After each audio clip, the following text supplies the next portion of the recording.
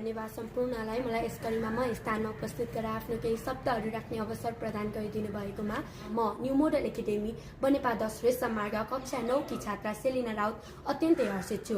प्रविधिको सही प्रयोग गरौँ, लैङ्गिक हिंसाको अन्त्य गरौँ शीर्षकमा म आफ्नो केही भनाइहरू व्यक्त गर्न गइरहेकी छु। कृपया ध्यानपूर्वक सुनिदिनुहोला। हामी 21औं शताब्दीमा बाँचिरहेका छौँ, जहाँ प्रविधि हाम्रो हातभन्दा बढी हाम्रो दिमाग, हाम्रो निर्णय र हाम्रो भविष्य नियन्त्रण गर्ने शक्तिमा बदलिँदैछ। तर प्रश्न यो छ, के प्रविधिलाई हामीले प्रयोग गर्दछौँ कि प्रविधिले हामीलाई प्रयोग गरिरहेको छ? के प्रविधिले लैङ्गिक समानता बढाइरहेको छ कि विभेदलाई अझ गहिरो बनाइरहेको छ? आज मेरो भाषण यसै द्वन्द्वको जवाफ हो। प्रविधि केवल मनोरञ्जनको साधन मात्र होइन, यो हाम्रो ज्ञान, अवसर र परिवर्तनको माध्यम पनि हो। प्रविधिले गर्दा आज हामी विश्वभरका कक्षामा बिना मूल्य बस्न दिन्छ, रोगका समाधानहरू खोज्न मद्दत गर्छ, व्यवसाय सुरु गर्न साहस दिन्छ र प्रतिभालाई उजागर गर्न मद्दत गर्छ।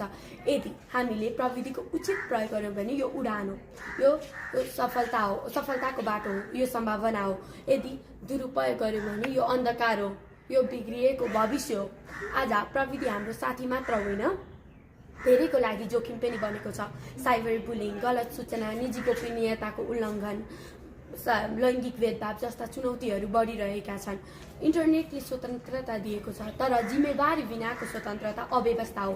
सामाजिक सञ्जालबाट हुने हिंसा महिला हिंसा मात्र होइन, पुरुष हिंसा पनि हुने गर्दछ। अपरिचित व्यक्तिहरूसँग वाट्सएप, मेसेन्जर जस्ता सामाजिक सञ्जालद्वारा बोल्दा महिला र पुरुष दुवैलाई पछि गएर इनबक्समा बारम्बार धम्की वा अवैध सन्देशहरू आउने वा फेक अकाउन्टको मार्फतबाट फसाउने वा पैसा माग्ने जस्ता साइबर अपराधहरू हुने गर्दछन्।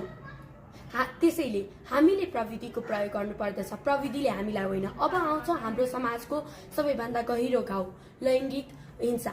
अब प्रिय साथीहरू, हामी बीच धेरैले भन्न सक्नुहुन्छ अब त समानता आएको छ, तर वास्तविकता त्यस्तो होइन। इन्टरनेट प्रयोगकर्ता मध्ये महिलाको संख्या पुरुषभन्दा अझै पनि कम रहेको छ।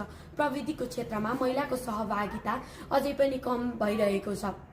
अहिले छोरीले के प्रविधि चलाउने, बिग्रिन्छन् भन्ने सोच अझै पनि धेरै ठाउँमा रहेको छ। यही सोचले गर्दा महिलालाई अवसरभन्दा धेरै अवरोध प्रदान गरिरहेको छ, जसले गर्दा महिलालाई ज्ञानमा अवरोध, आत्मविश्वासमा अवरोध भएको कारणले कतिपय महिलाहरू इन्टरनेट चलाउन डराउँछन्, कतिपय महिलाहरू अनलाइन कक्षा लिन पाउँदैनन् र कतिपय महिलाहरूले डरले बोल्न डराउँछन्। त्यसको कारण हामीले यो विवाद भत्काउनै पर्छ, यो सोच बदलिनै पर्छ र हामीले आवाज उठाउनै पर्छ। अब लैङ्गिक समानता सपना होइन, वास्तविकता बनाउन हामी सबैले प्रविधिकै मार्फतबाट गर्न सक्ने कार्यहरू यस प्रकार रहेको छ। पहिलो, इन्टरनेटलाई मनोरञ्जन होइन अवसरको रूपमा प्रयोग गर्ने। दोस्रो, यसलाई डिजिटल अनि सुरक्षा अनिवार्य बनाउने। तेस्रो, छोराछोरीलाई बराबर डिजिटल अवसर प्रदान गर्ने। चौथो, साइबर बुलिङ, अनलाइन अपमान, लैङ्गिक भेदभाव जस्ता साइबर अपराधको बारे सचेतना फैलाउने, महिलाको डिजिटल पहुँच सुनिश्चित गर्ने आदि।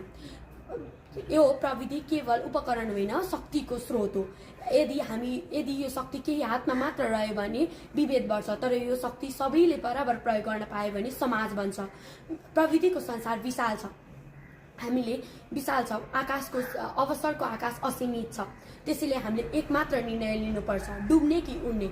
आजदेखिबाट हामी प्रविधिबाट भाग्ने होइन, प्रविधिलाई सही प्रयोग गर्ने पात्र बन्नेछौँ। लैङ्गिक भेदभाव सहने होइन, लैङ्गिक समानताको आवाज बन्नेछौँ। मौन होइन, गलत सोचसँग बोल्ने मानिस बन्नेछौँ। किनकि जसले प्रविधिको उचित प्रयोग गर्दछ उसले भविष्य लेख्छ र जसले समाज बनाउन चाहन्छ उसले लैङ्गिक समानता ल्याउँछ। अन्त्यमा समानता हाम्रो अधिकार हो, प्रविधि हाम्रो शक्ति हो, हाम्रो परिवर्तन हाम्रो हातमा छ। त्यसैले सुसभ्य, सुरक्षित र लैङ्गिक भेदभाव रहित समाज निर्माणमा हातेमालो गरौँ भन्दै म आफ्नो 2 शब्द यहीँ टुङ्गाउन चाहन्छु। धन्यवाद।